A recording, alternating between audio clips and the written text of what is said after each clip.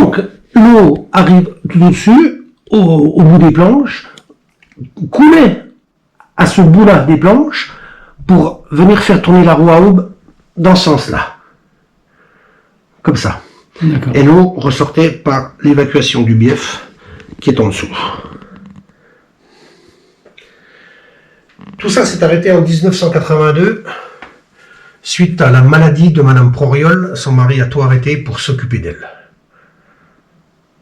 Il faut savoir quand même que c'est un moulin et une roue à aube qui date du XIIIe siècle.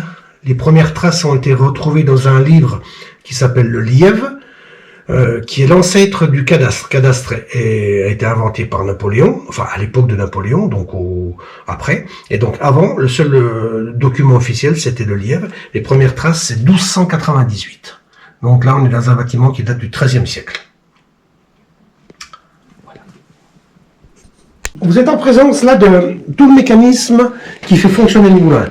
L'arbre principal traverse le mur et est entraîné par la roue à aube. Et là, vous avez tous les engrenages qui font tourner le moulin, en sachant que le moulin, il est au-dessus.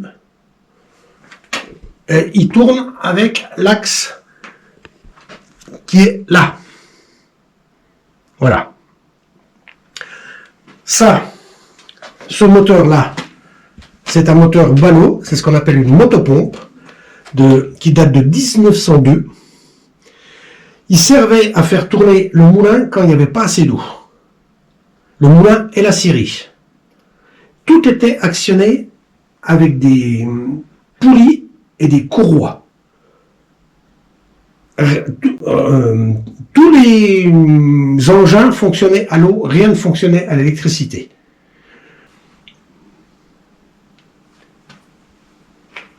Le pot d'échappement, avec rejet au-dessus de la scierie. Il faut savoir que quand le moteur était en route, ainsi que le moulin et puis la futeuse, ça faisait vibrer le hameau. Tout le hameau était au courant que ça fonctionnait. Donc le grain arrive par le haut, tombe dans la trémie, avec, lors du fonctionnement du moulin, le bruit caractéristique d'un moulin. Voilà.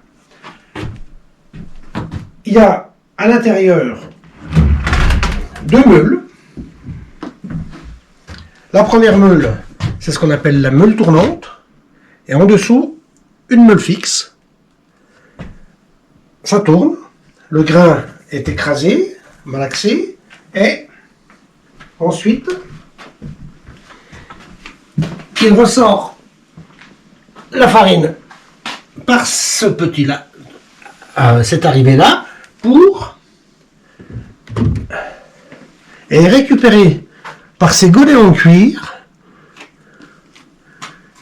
qui montent, font tout le tour au-dessus, descendent par ici, et la farine redescend par ici,